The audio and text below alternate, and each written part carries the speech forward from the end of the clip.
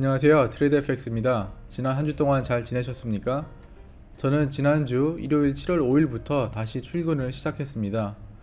참고로 중동은 금요일과 토요일이 주말입니다. 그래서 일요일부터 한 주가 시작을 합니다. 그런데 출근 첫날부터 근무지 변경을 통보받았습니다. 제가 여기 버건 에리아에서 근무를 하는데요. 이제 웨스트쿠웨이트로 근무지 변경 통보를 받았습니다. 거리는 약 40.88km 떨어져 있는데 이곳이 유전지대이다 보니까 시간상으로는 약 20분 더 걸립니다. 제가 다니고 있는 회사의 장점 중에 하나가 출퇴근 시간을 OT 시간으로 보상을 해줍니다. 그래서 이 버건 에리아에 근무를 하면은 기본 근무 시간 8시간에다가 출퇴근 시간 1시간을 더 붙여주고, 여기 웨스트쿠웨이트는 2시간을 더 붙여줍니다. 이 더 멀리 떨어져 있는 이 북쪽에 근무를 하게 되면은 출퇴근 시간 OT 4시간을 더 붙여줘서 하루에 12시간 근무 시간으로 쳐줍니다. 그래서 다들 이제 더 멀리 떨어져 있는 이 북쪽으로 가고 싶어 합니다. 제가 다니고 있는 회사는 2년마다 대략 그 로테이션을 하고요. 저는 이제 웨스트쿠웨이트에서 2년 동안 더 근무를 하면은 또 로테이션을 하게 됩니다. 자, 그럼 본론으로 들어와서 저희 자산은 지난주에 비해서 1991만원 감소한 10억 4166만원으로 오늘 마감을 했습니다. 계속 자산이 매주 계속 줄어들고 있는 것 같습니다. 동시에 저희 신용대출은 지난주에 비해서 약 2천만원 감소한 2823만원입니다. 왜 줄었냐면은 제가 일부 금액을 해외 선물로부터 뺐습니다. 제가 원래 천연가스 매수 포지션을 잡고 있었는데요. 6월 말부터 천연가스가 반등을 시작하면서 제가 가지고 있던 포지션 일부를 청산을 하고 또 이제 금액을 뺐습니다. 그래서 이 청산한 금액을 보시면 7월에 들어서 제가 청산을 다 해서 지금 720만원 정도를 누적 손익으로 가지고 있습니다. 지금도 포지션을 딱 하나 가지고 있는데요. 지금 역시 물려 있습니다. 더 물리게 되면은 좀 더 물타기를 해볼 생각입니다. 지난주에 한 분이 제가 가지고 있는 주식 내역 중에 하나금융지주하고 한국타이어가 안 보인다고 말씀을 주셨는데요. 이렇게 내려보시면 여기 있습니다. 한국타이어하고 하나금융지주가 있죠. 여기 애탁담보로 되어 있는 거는 제가 주식담보대출을 받은 금액이고, 그 금액이 신용대출로 이렇게 잡혀 있습니다. 제가 지난 영상에서는 제가 스크롤 다운을 안 해서 해당 종목이 안 보였습니다. 오랜만에 정제 마진에 대해 알아보도록 하겠습니다. 제가 어제 날짜까지로 이렇게 자료를 정리했는데요. 정제 마진은 역시나 반등을 못하고 계속 옆으로만 계속 가고 있습니다. 제가 가지고 있는 자료에는 지금 2불로 되어 있는데, 지금 이 정도면 정유사는 여전히 계속 적자가 지속이 되고 있습니다. 두바이유는 조금씩 반등을 하고 있는데 이 제품가 평균가가 더 크게 반등을 못해서 마진이 계속 약한 모습을 보이고 있습니다. 석유화학 스프레드 같은 경우에도 계속 내려가다가 4월 초부터 크게 반등을 했는데 이렇게 조금씩 다 내려가고 있는 것 같습니다. 하지만 석유화학 같은 경우에는 이 정도만 돼도 적자는 피할 수 있을 것 같습니다. 현재 두바이 유가 약 40불 정도인데요. 저희 유가가 유지가 되면 될수록 석유화학사에는 유리한 상황이 됩니다. 보통 석유화학 회사 같은 경우에는 피드 납사를 구매를 해서 그것으로 이제 여러 제품을 생산을 하는데요. 저희 유가가 유지된다는 것은 피드 납사를 싸게 도입할 수 있다는 이야기이기 때문에 더 유리한 상황이 됩니다. 저는 부동산 외 모든 자산이 주식에 집중되어 있습니다. 왜냐하면 대형 우량주가 가장 안전한 자산이라고 생각하기 때문입니다.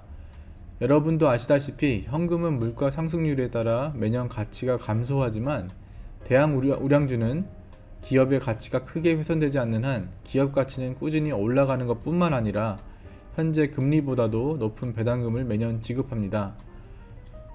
그래서 제가 현금은 거의 없고 대부분 자산을 주식 자산으로 가지고 있습니다.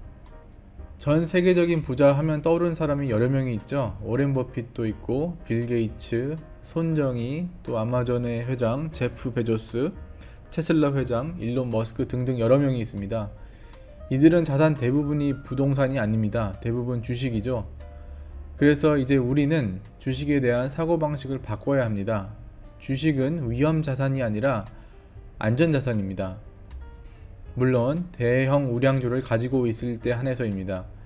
주식이 위험하다고 많은 분들이 생각하시는 이유는 대부분의 개인 투자자들이 위험하게 투자를 하기 때문입니다. 테마주 또는 상한가 주식 무조건 따라하기, 또는 기업에 대해서 모르고 무조건 매수하기 등 위험하게 투자를 하면 결국 자산을 잃게 됩니다. 그래서 지금부터 많은 분들이 생각을 바꿔서 안전한 주식 투자에 참여를 하면 좋을 것 같습니다. 부동산 투기는 많은 사람들의 불행을 가져오지만 안전한 주식 투자 참여는 많은 분들에게 윈윈이 될 수 있습니다. 오늘 현대차 뉴스 중에 눈에 띄는 기사가 하나 있어서 공유를 해볼까 합니다. 오늘자 뉴스고요. 7월 10일 독일 자동차 전문지 현대차 넥소 매우 뛰어난 차. 현대차의 수소전기차 넥소가 유럽에서 호평을 받았다.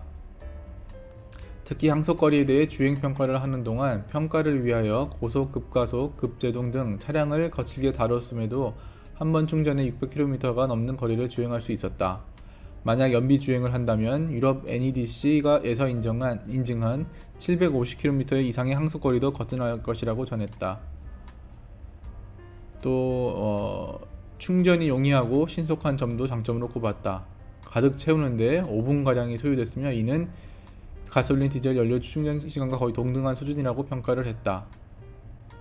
지난 수소전기차 영상에서 말씀드렸듯이 수소전기차는 현재 엄밀히 말하면 친환경차는 아닙니다. 수소의 원천이 결국엔 화석연료에서 나오기 때문에 기존 내연기관 자동차와 별반 다를 게 없습니다. 자, 그래도 안 믿으신다면 제가 여기 탄화수소 연소 방정식을 가져왔습니다. 물론 지금 가스만 나와 있고 이제 가솔린과 경유는 안 나와 있는데요. 식은 비슷하다고 보시면 됩니다. 그래서 연소를 하게 되면 당연히 이산화탄소가 나오고 또한 물도 납니다. 우리가 현대자동차 수소차 광고를 보시면 수소차가 달리면 물만 나온다고 하는데요. 사실입니다. 물만 나오는 게 사실이지만 그 수소를 추출하기 위해서 보통 그 천연가스를 그 메탄과 에탄 천연가스를 개지를 하는데 그 과정에서 똑같은 양의 이산화탄소가 나옵니다. 따라서 결국에는 내연기관 자동차를 타든 수소차를 타든 이산화탄소와 나오는 물은 같습니다. 이 내용도 지난번 영상에서 말씀드렸지만 나중에 핵융합 발전이 상용화되어서 전기가 친환경적으로 무한히 생산된다면 수소를 화석연료에 의존하지 않고 생산할 수 있기 때문에 그때는 진정한 친환경차라고 말할 수 있겠습니다. 하여튼 우리나라 현대차가 수소차 분야에서 앞으로도 계속 지금처럼 열심히 연구개발을 해서 확실한 세계 1위가 되면 좋겠습니다. 또 최근에 현대차가 수소 트럭을 유럽에 수출을 했죠. 그 기사도 여기 있는데요. 현대차 수소 전기 트럭 스위스로 수출. 2020년 7월 6일 기사입니다. 그래서 세계 최초로 현대차는 스위스로 수소 전기 트럭 10대를 수출을 했습니다. 그래서 2025년까지 1600대를 스위스에 공급하며 유럽과 북미 시장에 진출하여 글로벌 수소 생태계 조성에 나설 계획이다. 그런데 미국의 니콜라라는 회사가 있죠. 수소 트럭을 만들기는커녕 앞으로 만들겠다고 발표한 이 니콜라라는 회사가 수소 트럭을 만들겠다고 발표한 날 시가총액이 현대차를 넘어섰다는 건 미국 시장이 얼마나 겁이 많이 낄 수 있는지 잘 보여준다고 생각을 합니다. 앞으로 우리나라 주식시장 디스카운트가 해소되어 합당한 가치를 인정받는 날이 빨리 오길 기원합니다. 이 디스카운트가 해소가 되려면 무엇보다도 우리나라 국민이 주식 투자에 대한 인식을 바꿔야 됩니다. 제가 보기에는 주식 투자에 대한 인식이 점점 좋아진다고 생각을 하고 있습니다. 오늘은 여기서 이야기를 마치도록 하겠습니다. 부족한 영상이지만 좋아요와 구독 부탁드립니다. 오늘도 시청해주셔서 감사합니다.